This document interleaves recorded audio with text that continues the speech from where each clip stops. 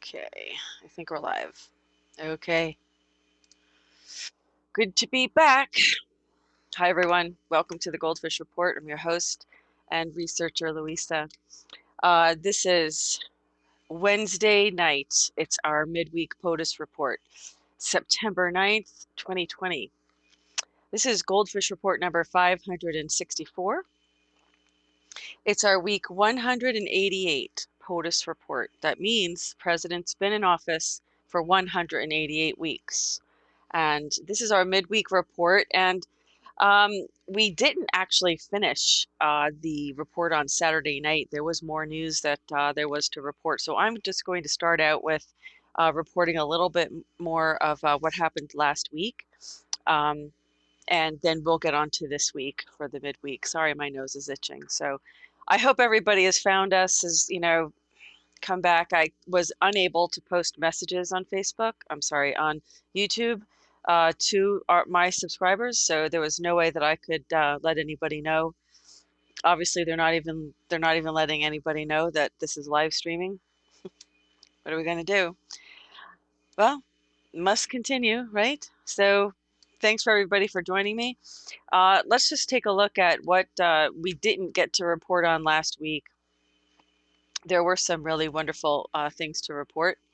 And as you know, I'm going to screen share the blog, the goldfishreport.blogspot.com. Photos of the week. We did share these photos, so you can come to the blog and you can take a look at that. We had a proclamation on Labor Day. Of course, everybody knows that the president had signed a proclamation. We did talk about that, I think, just a little bit.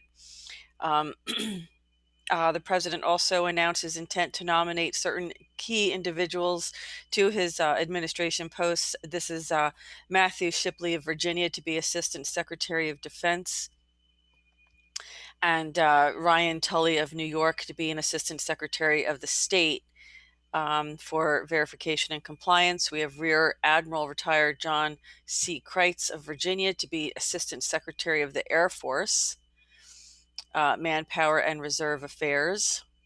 And in addition, we have Jack Joyce of New York to be a member of the Medal of Valor Review Board, Daniel Cortez of Virginia to be member of President's Advisory Commission on Hispanic Prosperity, Alan Neal Rechtschaffen, I'm sorry. That was definitely a mispronunciation, of New York to be member of the Woodrow Wilson International Center for Scholars in the Smithsonian Institution, Benjamin Powell of Virginia to be member of the Public Interest Declassification Board, and Michael Lawrence of Virginia to be member of the Public Interest Declassification Board. That's interesting.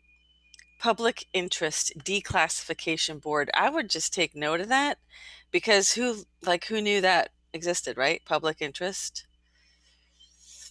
Declass Board. Now we know who he is, right? It's really interesting to get this insight from the White House, because a lot of times we don't even know these positions exist, first of all, and then we don't even know that they're nominated by the president. So very interesting, right? Okay, so we'll move along. We have a lot of news to report today. In terms of last week, there were some stories the president didn't want people to miss, right? I'm just going to check in with my live stream. I'm going to stop for 1 second because I want to just check in and see how everybody's doing in the live stream. Hi, everybody. Welcome back. Hello. Can you just test the audio and make sure you can hear everything's okay? Yes, I was in YouTube jail first for my meme Mondays, my reports I do on Monday in memes. I do the news in memes, and yes, so that got me a strike, and it also got me suspended for a week from doing live streams, from doing from uploading anything, and of course it gave my channel a strike, which I appealed, of course. And we'll see where that goes, right? So thanks for being back and joining me. This is our midweek POTUS report, in case you missed the introduction. And what I'm doing is I am giving a little bit of news that we didn't get to on Saturday night for the weekend edition regarding last week. So I'm starting that first, and that's what I'm doing now. So I just wanted to check. Okay. Facebook jail. Yeah, everybody's in face. It's only going to get worse too, regardless of the fact that we've had this, the president signed the executive order regarding the um, the censorship against online censorship, but the problem with that is that it requires everybody to litigate. And who has the money to do that? We shouldn't have to litigate, right? We shouldn't have to be forced to go into this financial destitute. Who can afford to litigate with the price of attorneys today? Are you kidding me? That's not the answer. I'm telling you, it's certainly not the answer. Thank you, Lynn. I appreciate your comment. Hi, Slim. Nice to see you. Hello, Diane. Sea Rider. Good to see you again. Dog and Butterfly. Thank you for joining me. Jose Padron.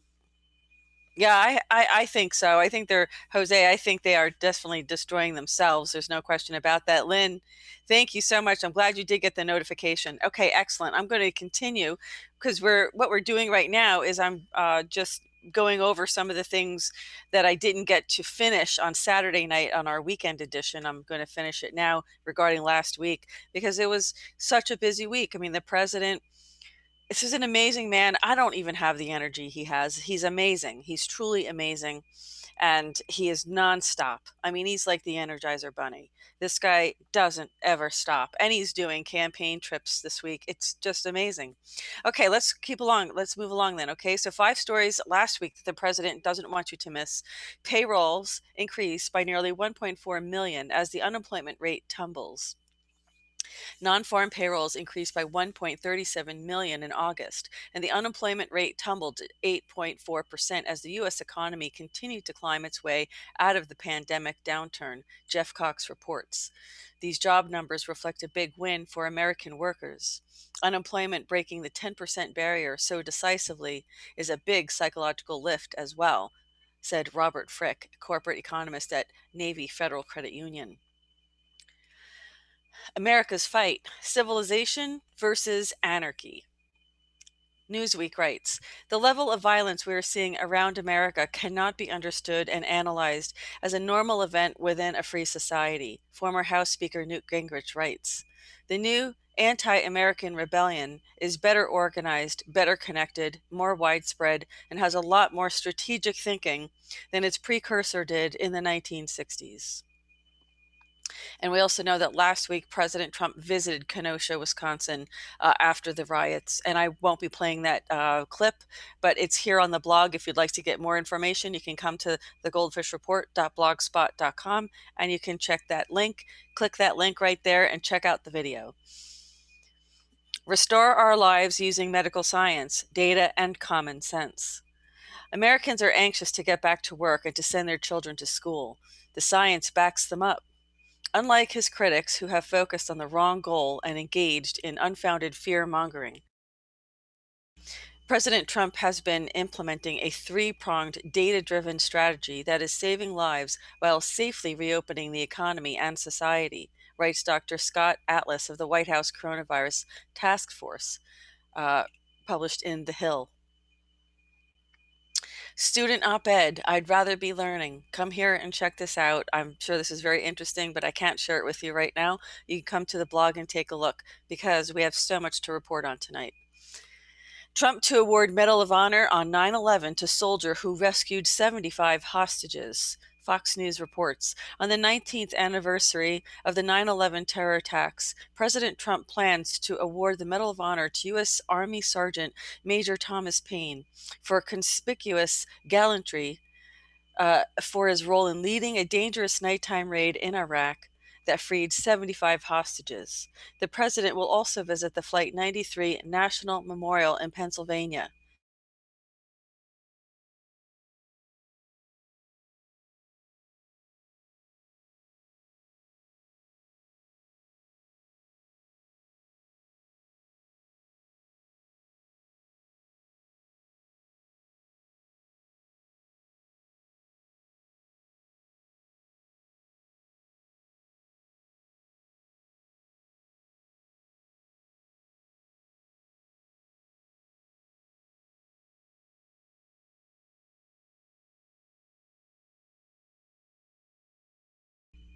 There we go.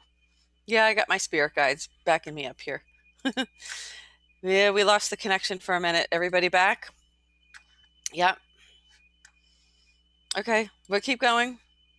Does everybody see me back? Somebody give me a thumbs up or something? Okay, back. Thank you, Slim. I appreciate that. All right, let's move along. A lot to report on. Nah, it's the wrong screen I'm sharing. Sorry. Here we go. Okie doke. Let's see.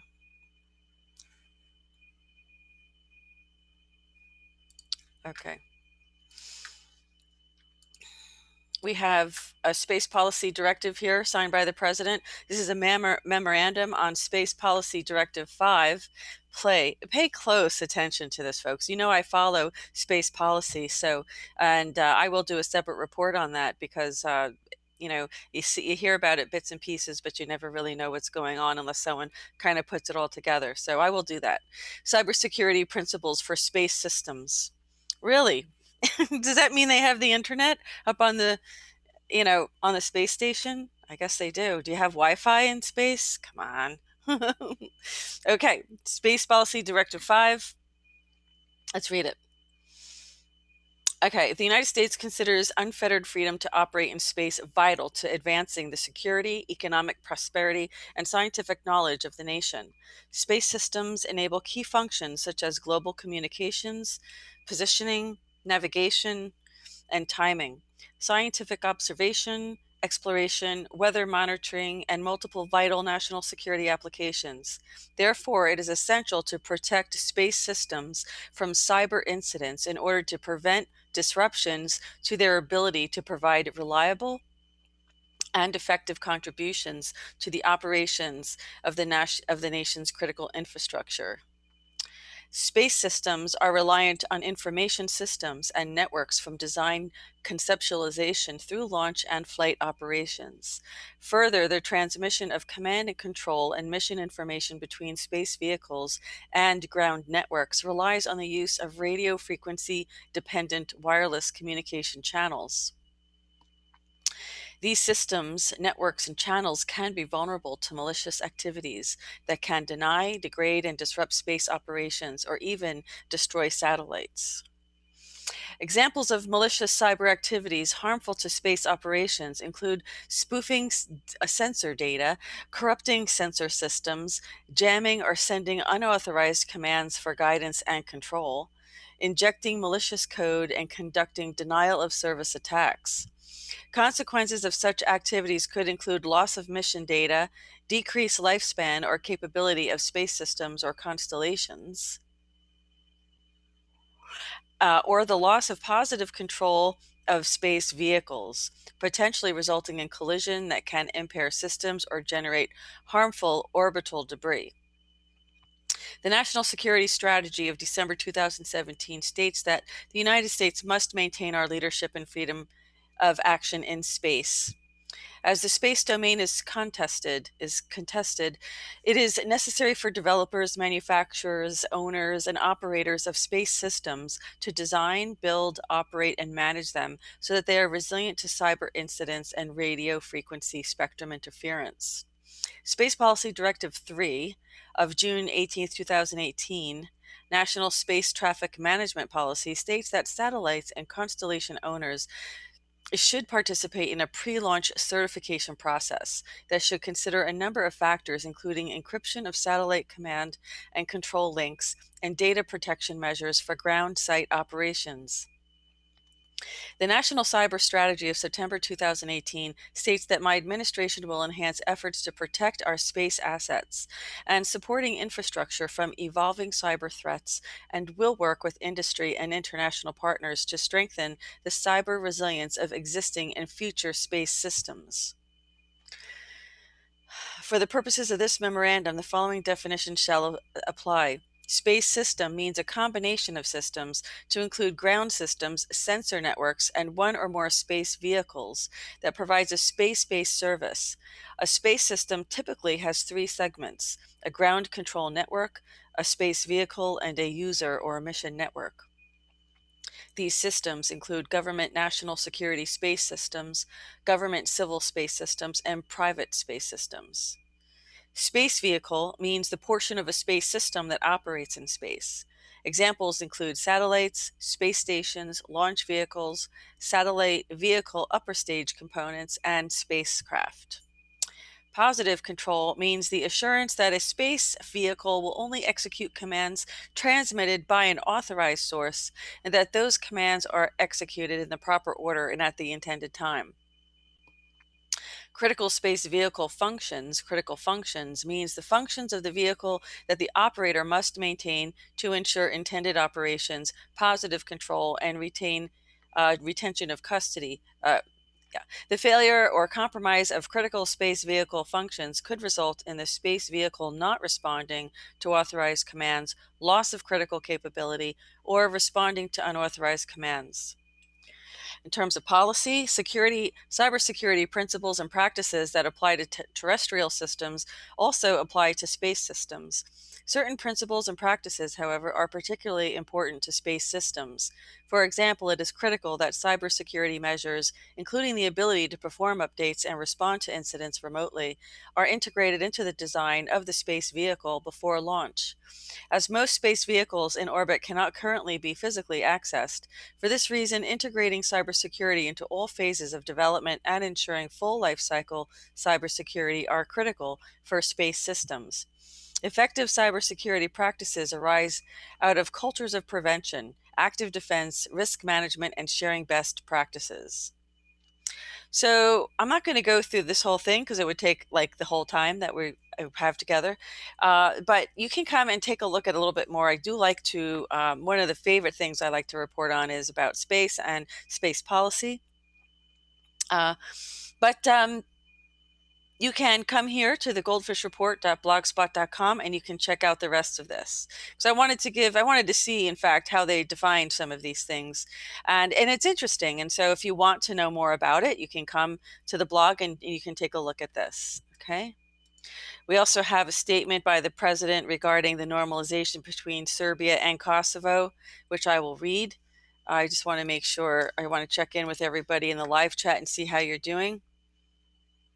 Okay. Hi, everybody. Tell me how you like that space policy review, because I do enjoy reporting on that, and it is nice when I do have the opportunity to do so. So let me continue with what's next. Nope, that's not it. Hold on. This is a statement regarding the normalization of relations between Kosovo and Serbia. Today, according to the president, this was September 4th. This was last week. I am pleased to announce yet another historic commitment. Serbia and Kosovo have each committed to economic normalization. After a violent and tragic history and years of failed negotiations, my administration proposed a new way of bridging the divide. By focusing on job creation and economic growth, the two countries were able to reach a real breakthrough on economic cooperation across a broad range of issues. We have also made additional progress on reaching peace in the Middle East. Kosovo and Israel have agreed to normalization of ties and the establishment of diplomatic relations. Serbia has committed to opening a commercial office in Jerusalem this month and to move its embassy to Jerusalem by July. Excuse me.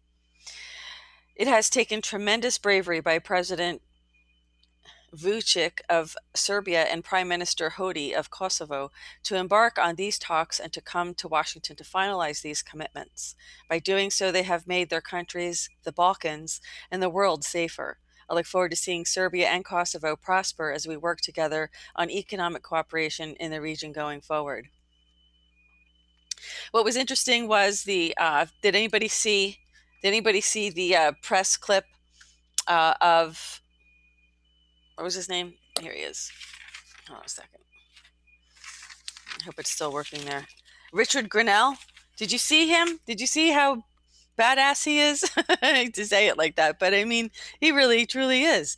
And the way he handled the reporters last week, the lamestream media reporters who didn't ask one question about Kosovo and Serbia, and they were only interested in, things. And he really called them out on being really young, and immature, and maybe immature too. I mean, I think he was referring to their youth and their lack of wisdom and knowledge on the subject, and why it is so important that this deal has been reached. So a lot of the reporters were just too young to appreciate the significance of what had happened. And that's kind of a problem, I think, at the White House, when you have people who are just too young, who really don't study history and don't understand what the significance is of some of the policy that the president, yeah, some of the policy that the president creates. So yeah, it really was a great moment to see him, and he really is, being a very good force for the administration. So let's continue. Let's see what we have.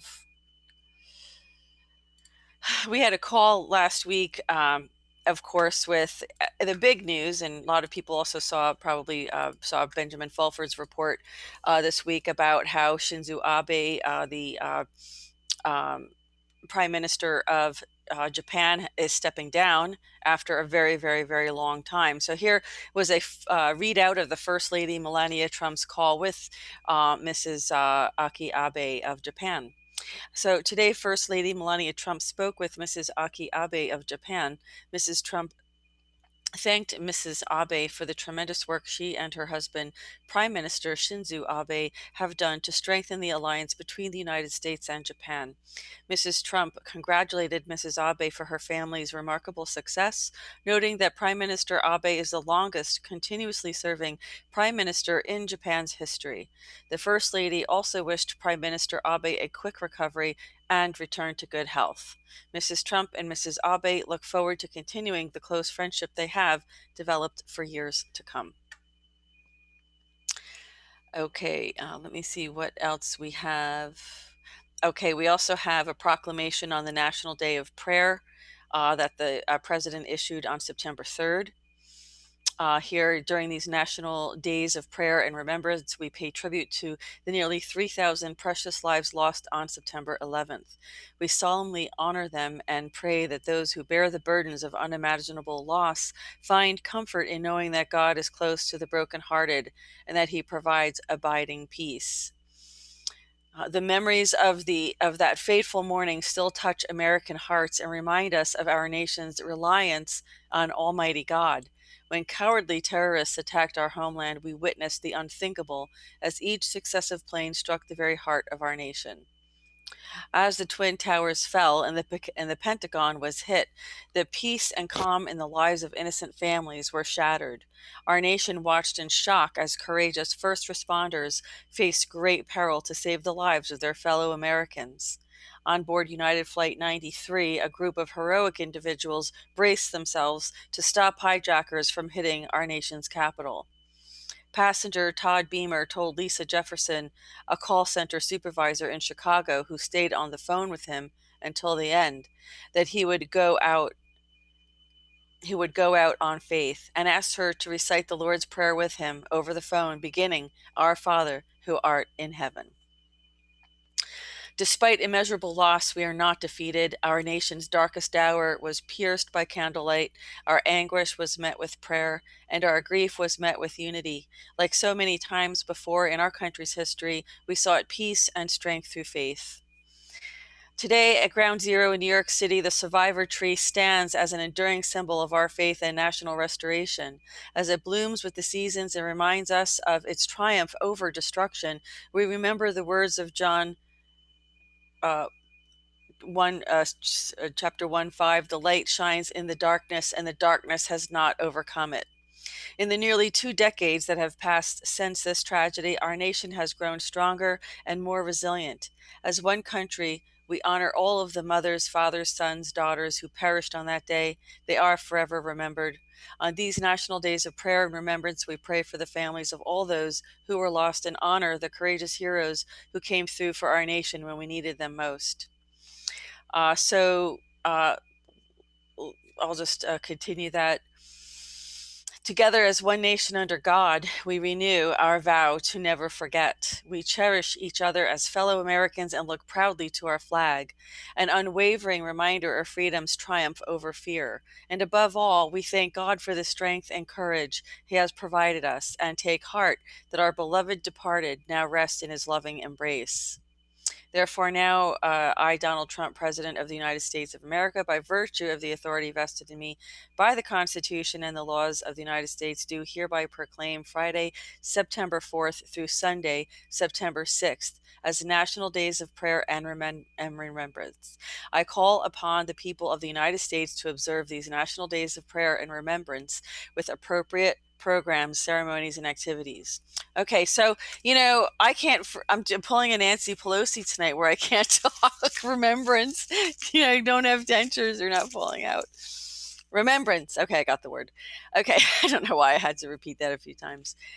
What's interesting in this, I'm sure everybody noticed it as I did, kind of just, stands out very clearly, the contrast. I mean, there's mentions of God in this, how many times I didn't even count. Whereas in the Democrats' rhetoric, there is the removal and the absence of God in all of it. And that really does show you who they represent. They represent that which is the absence of God, which is probably Lucifer, right? There we have it. Okay, readout from the White House on National Alcohol and Drug Addiction Recovery Month. Recovery Works celebrating connections. You can come and read about this, and the First Lady is involved with this, as well as other people who were present.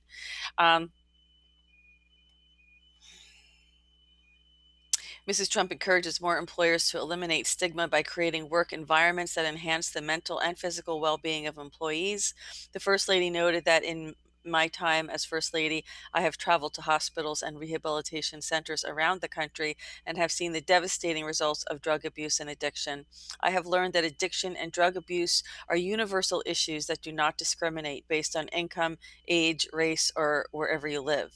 I believe that promoting education and awareness on this issue is critical to overcoming this terrible trend, which is why I am joining you here today. So there's more about that. Please go to the blog and you can take a look at the rest of it. There's some more President Trump's memo that puts the weak Democrat mayors on notice. So here we have it. President Trump signed a memorandum yesterday, that was September 3rd, to hold local politicians accountable for refusing to protect their communities from ongoing riots, looting, and mass property destruction. Per the memo, federal agencies will identify what funds are provided to Seattle, Portland, New York City, and other jurisdictions that have allowed violence, lawlessness, and property damage to persist. Agencies will also determine what authorities are available to withhold these funds if and when necessary. Where permissible, the administration will restrict eligibility for certain federal grants until these jurisdictions take the necessary steps to protect their residents. If you want to read the whole memo, you can come to the blog and you can click on this link here and you can see it for yourself. Without law and order, democracy cannot function. Americans cannot exercise their rights, including their right to peaceful expression, assembly, and protest. The memo reads, property is destroyed and innocent civilians are injured or killed. Violence across the country has cost U.S. taxpayers millions of dollars in damages to federal office buildings. Dozens of federal officers have been injured on the job as well. Protecting our citizens is the first, most sacred duty of government. President Trump's latest actions will help ensure that Americans' hard-earned taxpayer dollars are not wasted by lawless governors and mayors who refuse to do their jobs. Yet, this is yet another attempt to make sure no more children like legend Telefero die on our streets. Press Secretary Kelly McEnany said. There's more clips on this. You can come and take a look at it. Of course, the press secretary said the violence could be stopped in 24 hours if these governors called on the president for National Guard support. Vice President Pence, we are going to keep our word for life. Vice President Mike Pence participated in a Life Wins Tour event this afternoon in Raleigh, North Carolina, where he joined Susan B. Anthony List President Marjorie Dannenfelser and thanked the 837,000 men and women of SBA List for fighting to protect the lives of the unborn. He also praised President Trump for being the most pro-life president in U.S. history. The principle that every life is sacred is literally at the center of the American experiment, the vice president said. And here is a photo of the White House North Portico lit in recognition of Childhood Cancer Awareness Month from September 1st. And that's what happened there. We also have the president to award the Medal of Honor. This will happen on September 11th. The president will award the Medal of Honor to Sergeant Major Thomas P. Payne, United States Army, for conspicuous gallantry, as I announced earlier. Okay, with speed, audacity, and courage, he first led his team. Okay, I did explain this as well. On October 22nd, 2015, during a daring nighttime hostage rescue in Kirkuk Province, Iraq, the support of Operation Inherent Resolve, then Sergeant First Class Payne, led a combined assault team charged with clearing one of the two buildings known to hold hostages. With speed, audacity, and courage, he first led his team as they quickly cleared the assigned building, liberating 38 hostages. Then, upon hearing a request for additional assault team members to assist with clearing the other buildings, Sergeant Payne, on his own initiative, left his secured position. He exposed himself to enemy fire as he bounded across the compound to the other building from which enemy forces were engaging his comrades. Sergeant Payne climbed a ladder to the building's roof, which was now partially engulfed in flames, and engaged enemy fighters below with grenades and small arms fire. He then moved to ground level, engaging enemy forces through a breach hole in the west side of the building. Knowing time was running out for the hostages trapped inside the burning building, Sergeant Payne moved to the building's main entrance, from which heavy enemy fire had thwarted previous attempts to enter. Sergeant Payne knowingly risked his own life by bravely entering the building under intense enemy fire, enduring smoke, heat, and flames to identify the armored door imprisoning the hostages. Upon exiting, Sergeant Payne exchanged his rifle for bolt cutters and again entered the building, ignoring the enemy rounds impacting the walls around him as he cut the locks on a complex locking mechanism. His courageous actions motivated the coalition assault team members to enter the breach and assist with cutting the locks. After exiting to catch his breath, he re-entered the building to make the final lock cuts, freeing 37 hostages. Sergeant Payne then facilitated the evacuation of the hostages, despite being ordered to evacuate the collapsing building himself, which was now structurally unsound due to fire. Sergeant Payne then re-entered the burning building one last time to ensure everyone had been evacuated. He consciously exposed himself to enemy automatic gunfire each time he entered the building. Sergeant Payne's extraordinary heroism and selfless actions were key to liberating 75 hostages during a contested rescue mission that resulted in 20 enemy fighters killed in action. So you can come here and look a little bit more on his personal background. But, GoldFish Report supports our U.S. military and all of our soldiers and veterans. So you know that I'm going to read that, spend the time to do that, because it's the least we can do. So we'll just keep moving along. This was for Saturday, September 5th. We are developing a COVID-19 vaccine at warp speed. Thanks to Operation Warp Speed, the entire process for delivering a safe and effective vaccine to be assessed by FDA's apolitical scientific experts, just as any other vaccine would be, is underway and on track. HHS Secretary Alex Azar writes in USA Today. We are immensely encouraged by the progress so far and hope to celebrate the successful delivery of a safe and effective vaccine in large quantities in the months to come. Yeah, but I'll be honest with you, I have no idea who's going to take that vaccine. And it's going to be me. President Trump is ordering the federal government to begin the process of defunding New York City and 3 other cities where officials have allowed lawless protests and cut police budgets amid rising violent crime. The president's decision will help ensure American taxpayer dollars are not wasted by lawless governors and mayors who refuse to protect their communities. A new wave of media stories is sadly using veterans to score political points against the Trump administration, this time by alleging delays in the delivery of prescription drugs by the U.S. Postal Service. It's disappointing to see how comfortable some are with presenting misinformation to advance a political agenda, Veterans Affairs Secretary Robert Wilkie writes in the Washington Examiner. A U.S. Commission on Civil Rights member has urged Seattle Mayor Jenny Durkan to end her city's whites-only diversity training program called the Internalized Racial Superiority for the White People program, saying it likely violates federal prohibitions on segregating employees by race. Well, you think so? Oh my God, this just gets, you can't even make this stuff up. This just gets crazy. It's out of hand. Okay, I'm going to try to cut this short. I have a feeling I'm only going to be finishing up last week's news, and I probably won't get to this week's news until Saturday. Okay. President Trump announces his intent to nominate Christopher Little for Secretary, or Lidell, I'm not sure how you pronounce it, for Secretary General of the Organization for Economic Cooperation and Development. You can come here and take a look at his background and find out more about him here on the blog.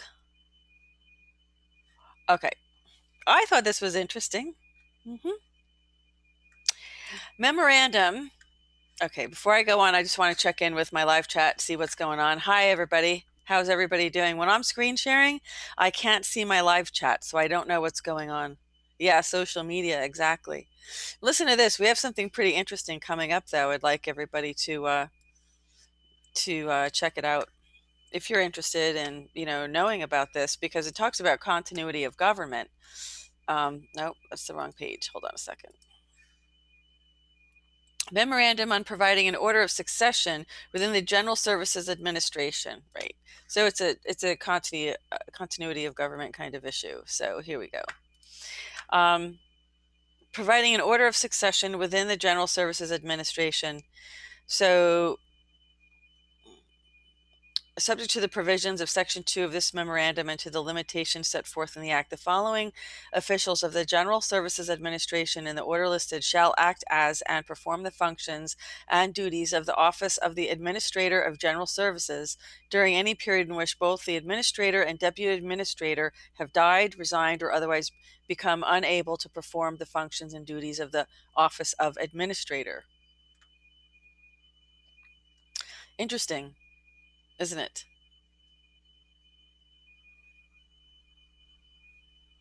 So, I'm not sure if this is just something that expired. I have to kind of dig into that a little bit more, but I just thought it would be interesting to kind of note the timing of that right now. But I will, if anybody knows a little bit more about that, let me know. Otherwise, I'm going to keep going.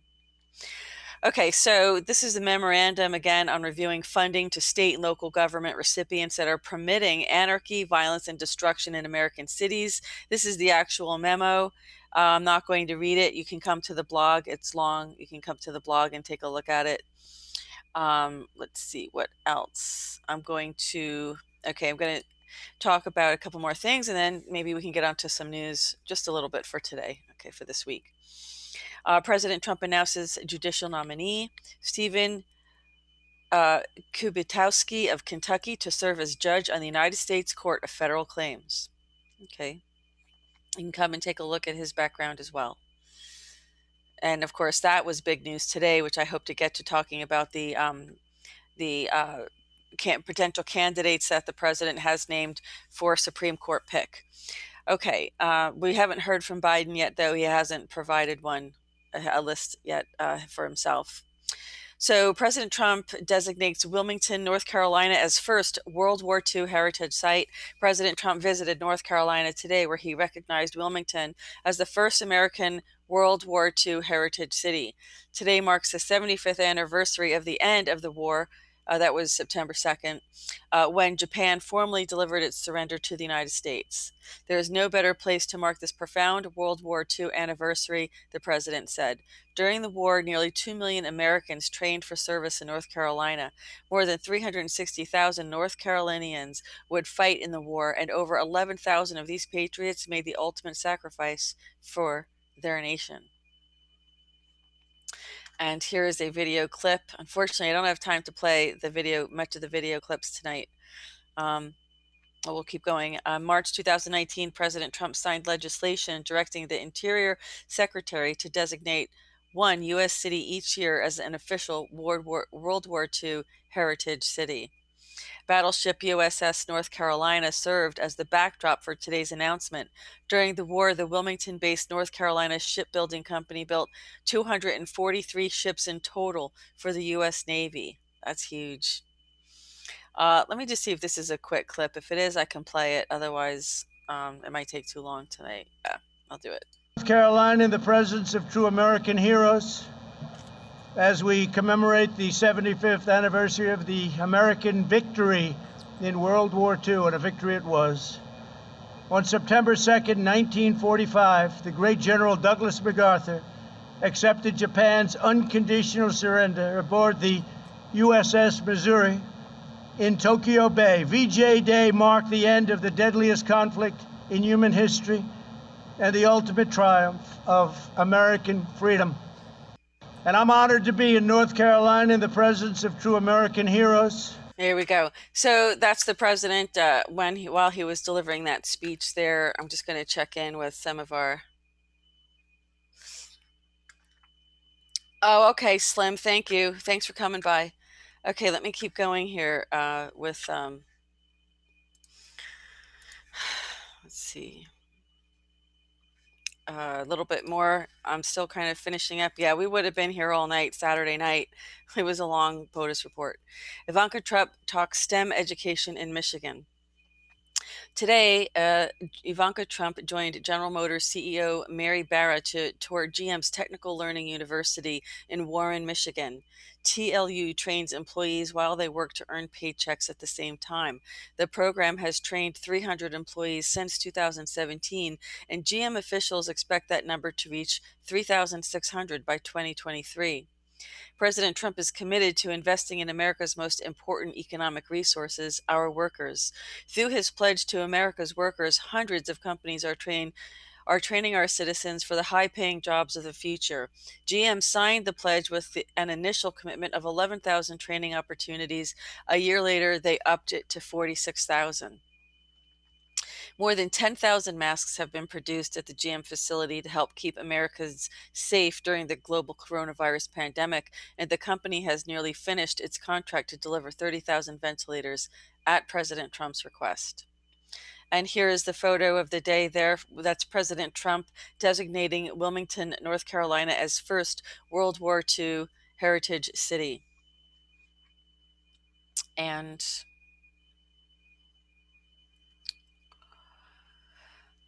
the next, this is it. I'm going to wrap it up for last week with this particular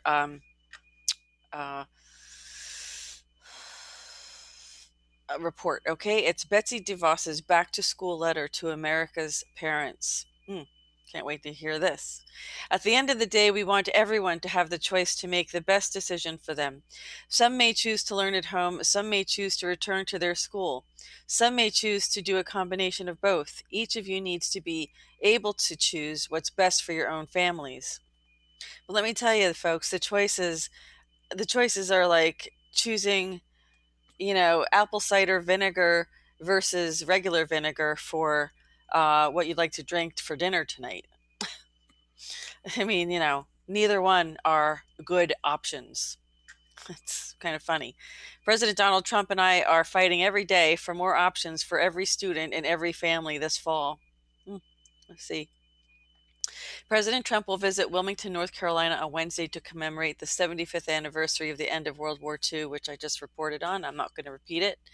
The Los Angeles County Sheriff's new policy banning his department from turning over any illegal immigrant criminals to ICE, no matter how serious the crimes, will result in innocent people, often migrants themselves, being killed or raped, according to a senior new DHS official.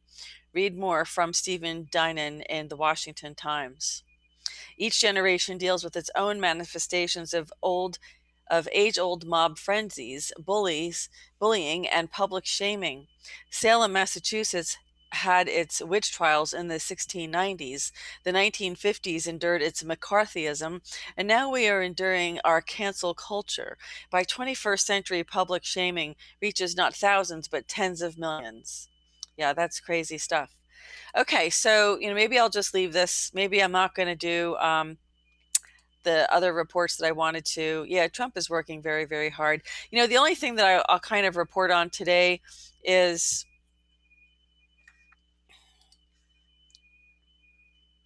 let me see.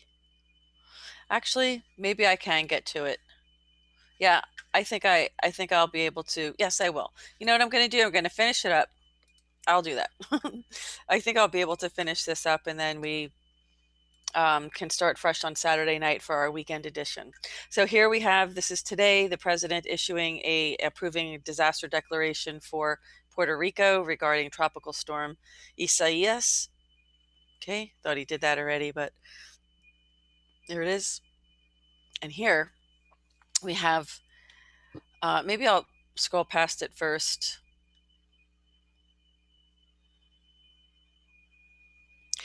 Okay, remarks by President Trump on judicial appointments, diplomatic reception room.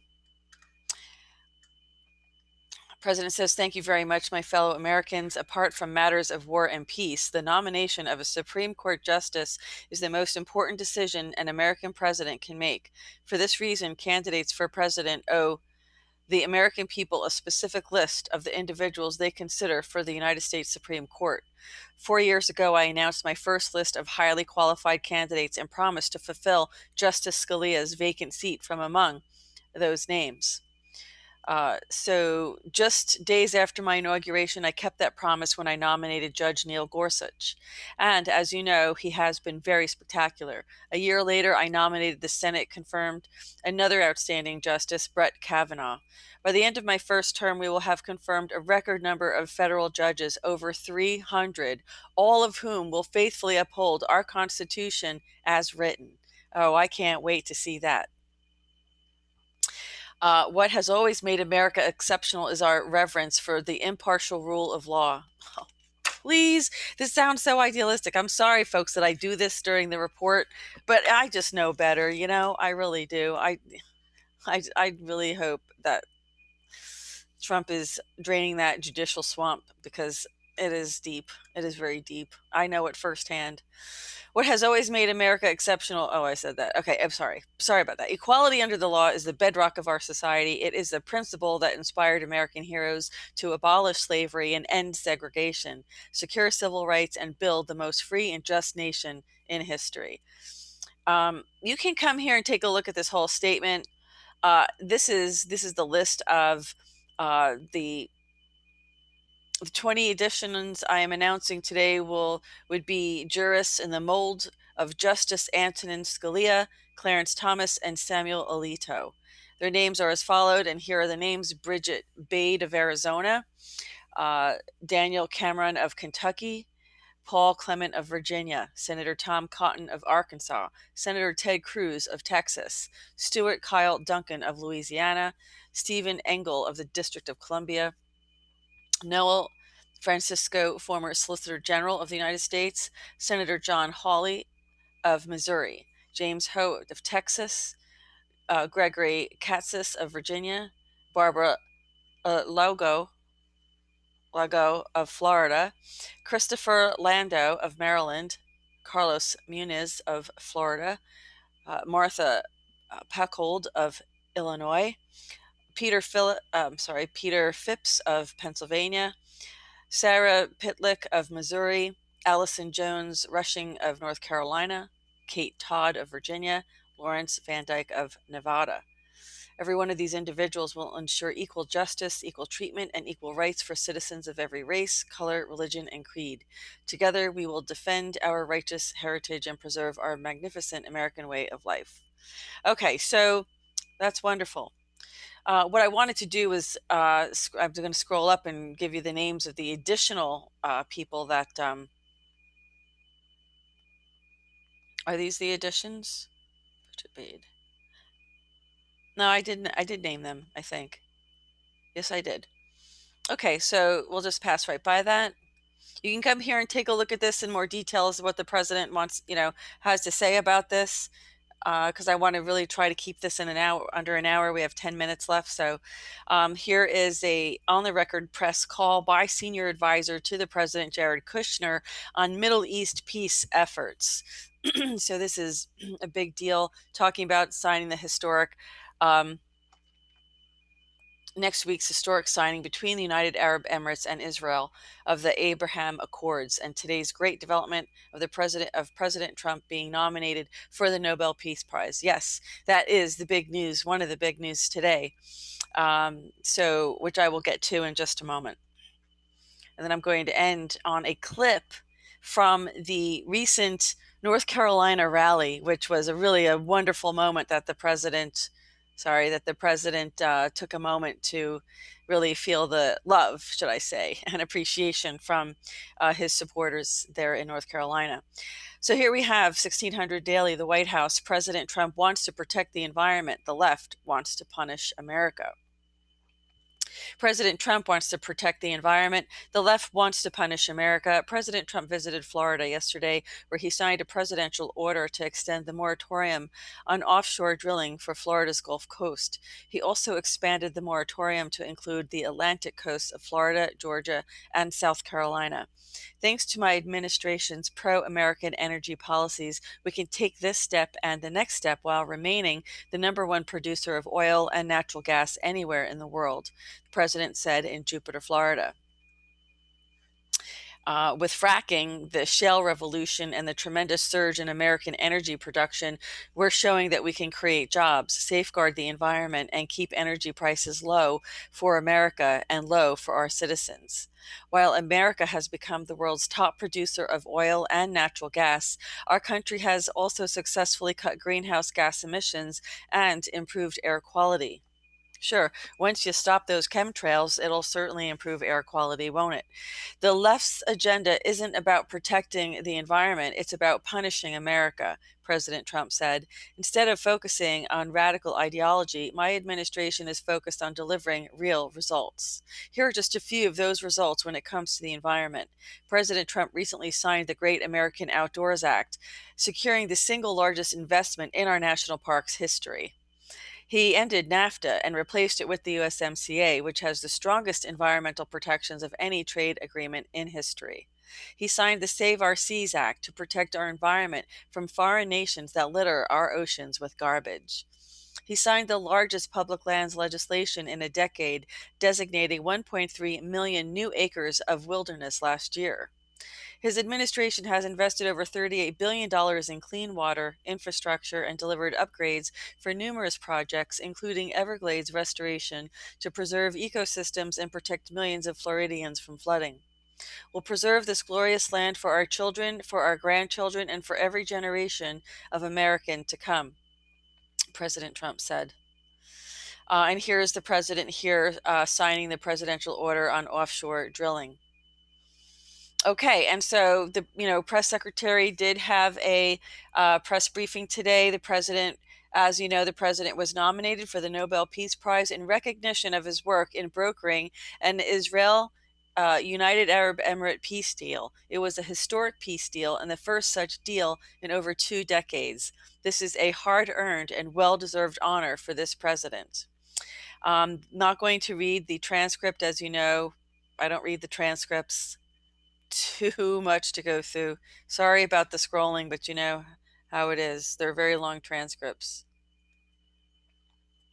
I will read this statement by the press secretary regarding this announcement of the president being nominated for the Nobel Peace Prize. So I will do that. If I can find that one. Hold on. Where'd it go? We're almost there, folks. We're almost there. It's been a stretch today. We had a lot to cover. Wow. I'm still scrolling. This is one moment. Okie doke. Yep. Okay, here we go.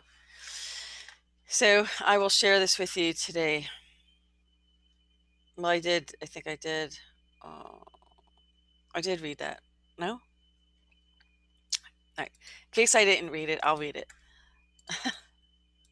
Here we go. Statement by the press secretary regarding President Trump's nomination for the 2021 Nobel Peace Prize. Today, President Donald J. Trump was nominated for the 2021 Nobel Peace Prize for his leadership in brokering the Abraham Accords, bringing about the full normalization of relations between Israel and the United Arab Emirates, and marking a major step toward a more peaceful Middle East. The historic diplomatic breakthrough between Israel and the United Arab Emirates is the most significant step toward peace in the Middle East in more than a quarter of a century. This nomination comes amid widespread international support for the peace accords and optimism that the region finally may be turning a corner. By uniting two of America's closest partners in the region, something many said could not be done, this agreement will create a more peaceful, secure, and prosperous Middle East. This peace deal is a testament to the bold diplomacy and vision of President Trump, and he is honored to be considered by the Nobel Committee. President Trump will host the Israeli and Emirati delegations for a signing ceremony of the Abraham Accords on September 15th at the White House. So, folks,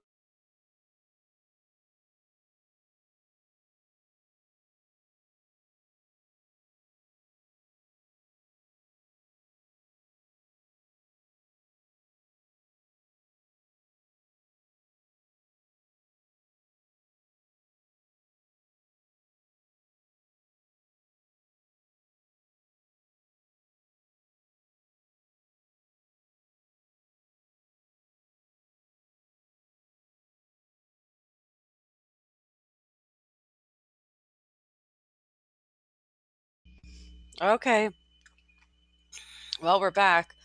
I'm looking at some of the comments in the comment section, and what I'm doing here is I'm reporting what the administration is putting out, because most people don't really know what the president does. And when I started POTUS reports, it was to hold the president's feet to the fire and to make sure when he said he was going to drain the swamp that we watched carefully to see what he was going to do, how he was going to do that. And for 188 weeks, folks, we haven't missed 1 week. We haven't missed one POTUS report, and we haven't missed one opportunity to review what the president's been doing. And you can criticize the president all that you want.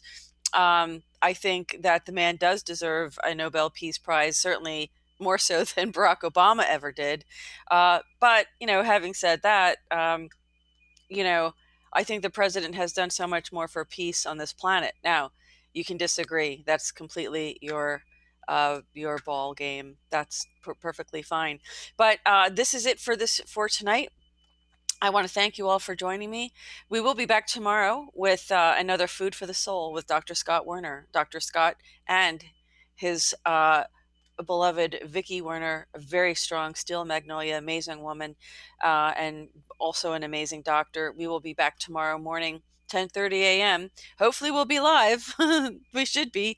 Thank goodness we're back. So we're out of we're out of YouTube jail.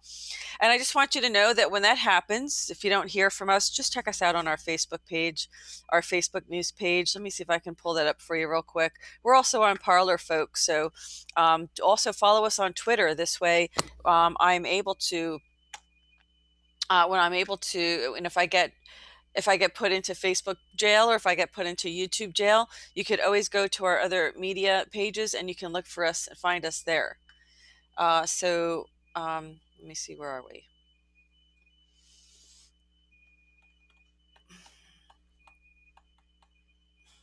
Yeah, this is weird, but okay. So I'm going to screen share this in case you didn't realize. We have a almost 24/7 news page that we've had from the very beginning.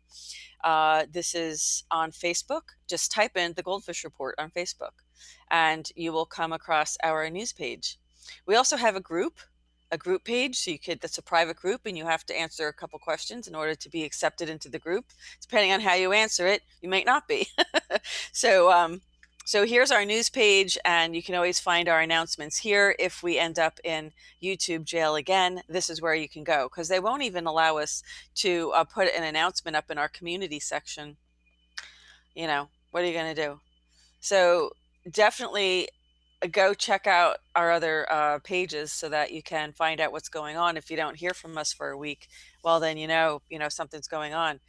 I'm not quite sure what we're going to do about Meme Mondays. I think we may only be making them available to our Patreons. So if you want to be a Patreon, if you want to follow us for our Meme Mondays, our reports and memes, you can become a Patreon and you can access it there, because this is the kind of stuff that's getting our channel suspended and getting strikes against us. So the only way we can really keep you informed is by keeping our presence on YouTube. So here's our Parler address, okay? And I believe that's it, at the GoldFish Report. It's only a capital T though. I think everything else is lowercase. Let me double check that for everybody. I think I have it in the description section though of the video. Let's see. Let me check this before we sign off for tonight, everybody. Let's see. Yep, it's true. Here's our Parler page. I'm going to show it to you. And I do publish the Meme Monday here because I do upload it on BitChute. Well, I was uploading it on BitChute, but I think we're going to have to just make this available for our Patreons only, because they are the ones helping to keep the lights on in the GoldFish Report office at this moment. And for those of you who would like to be a Patreon, we would greatly appreciate it in order to keep keep the expenses going of all of our sites, of our security on our websites, of the blogs, of the because that's part of a website that is in addition to our goldfishreport.com. It's not free. So we pay for all the subscriptions for all the video editing and everything else. So, it's really a service for you. It's really a public social media. This is a public media. There's no other funding. If it's not viewer funded, there's no other way that GoldFish Report can stay on and continue to do this. We have to keep the bills paid for the expenses of the report. So it is a tremendous help for us, if people do want to do their part and contribute to the GoldFish Report and help keep these reports going. We do appreciate your patronage, and we do appreciate your contributions for those who do make donations on PayPal as well. So every single dollar counts and helps, keeps these reports going, and keeps the software, keeps the subscriptions, keeps the expenses paid, so we can keep these reports going. So I do my part, you do yours, and we provide something for each other. It's a win-win for everybody. So thank you so much for being with me tonight. Thank you so much for viewing. We'll be back tomorrow morning with a Food for the Soul, and we will also be back back on Saturday night for our weekend edition POTUS report, which won't be as long as this one. So, because we got half of this straightened out, I hope. So everybody have a great night. Thank you so much for viewing. I appreciate you being here in the live chat. And this concludes this edition of the GoldFish Report. Have a wonderful night.